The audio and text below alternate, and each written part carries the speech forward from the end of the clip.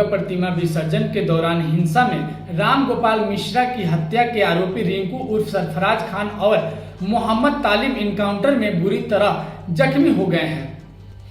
दोनों के पैर में गोली लगी है। पुलिस ने बताया कि आरोपी नेपाल भागने के फिराक में थे।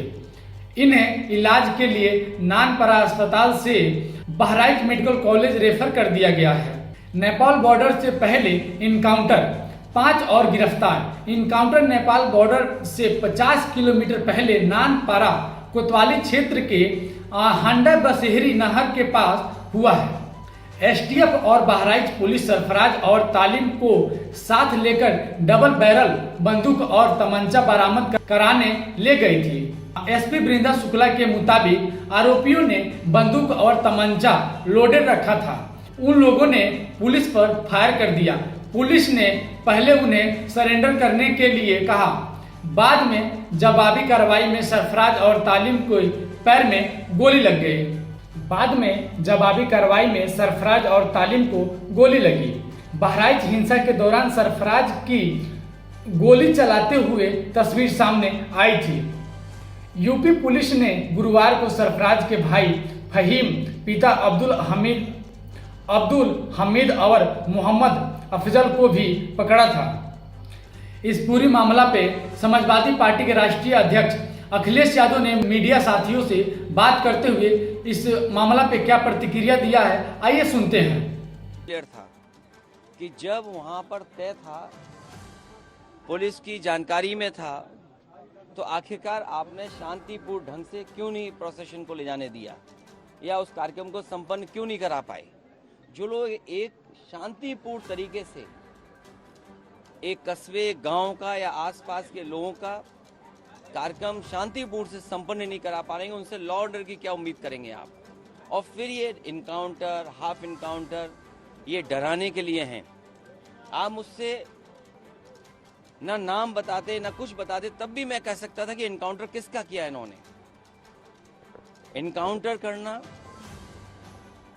और नफरत को बढ़ावा देना, ये सरकार को नया तरीका मिल गया है काम करने का।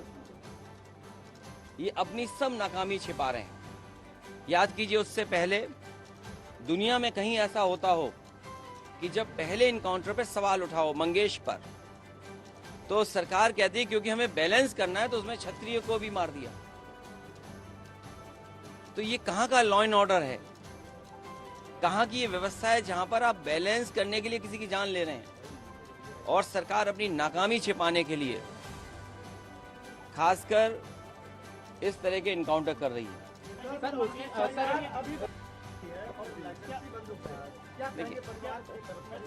जो घटना हुई दुखद हुई,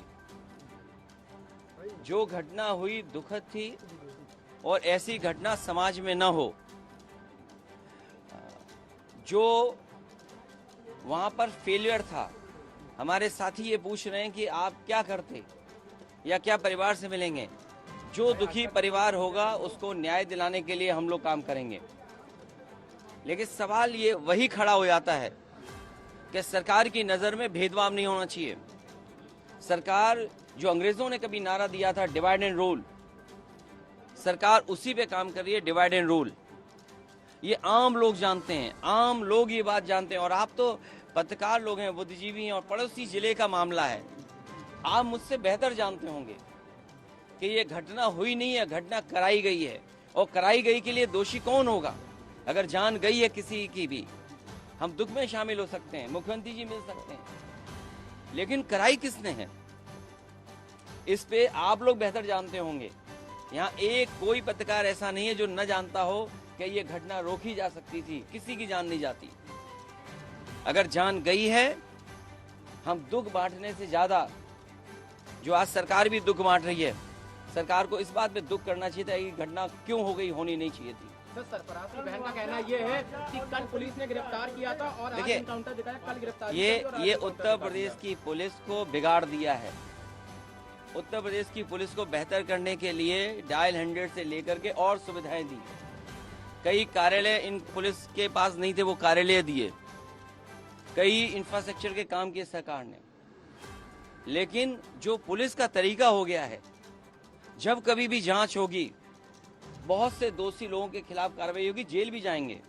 और आपको तो वो दिन भी याद होगा जिस समय अखबार में निकला था, इसी प्रदेश के, इसी सरकार के सबसे पहले डीजीपी, उन्होंने कहा कि ये पुलिस जो आज इनकाउंटर कर रही है, कल इनके साथ कोई खड़ा नहीं दिखाई देगा। जो इनकी सरकार के पहले डीजीपी हों, वो इन पर सवाल खड़ा कर रहे हों कि ये जितने भी इनकाउंटर हो रहे हैं, इनकाउंटर नहीं है, ये हत्या हो रही है। इसीलिए उन्होंने कहा कि जो लोग ये हत्याएं कर रहे हैं, एक दिन ऐसा आएगा जब इनके साथ कोई खड़ा नहीं होगा।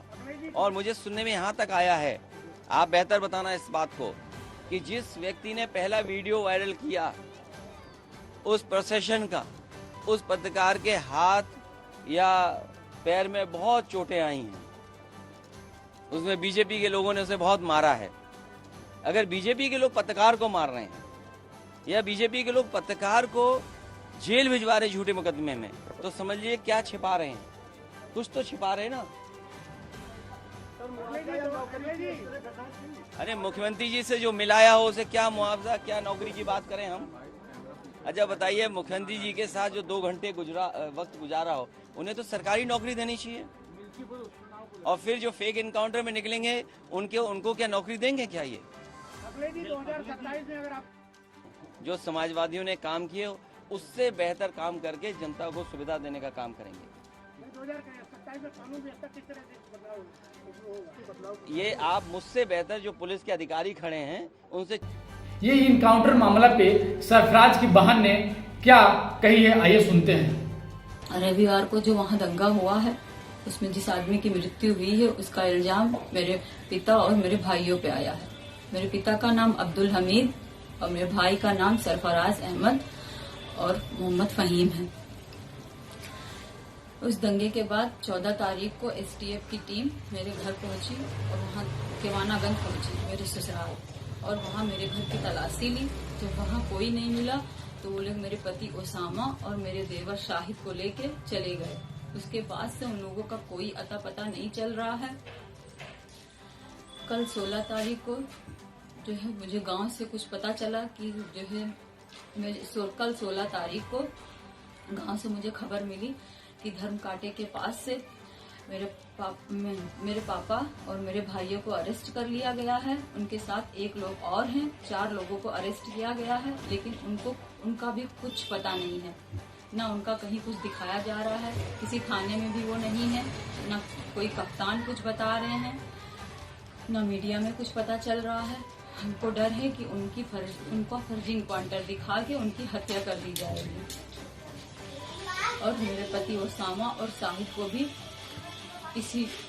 मेरे पति ओसामा और शाहिद की भी हत्या कर दी जाएगी।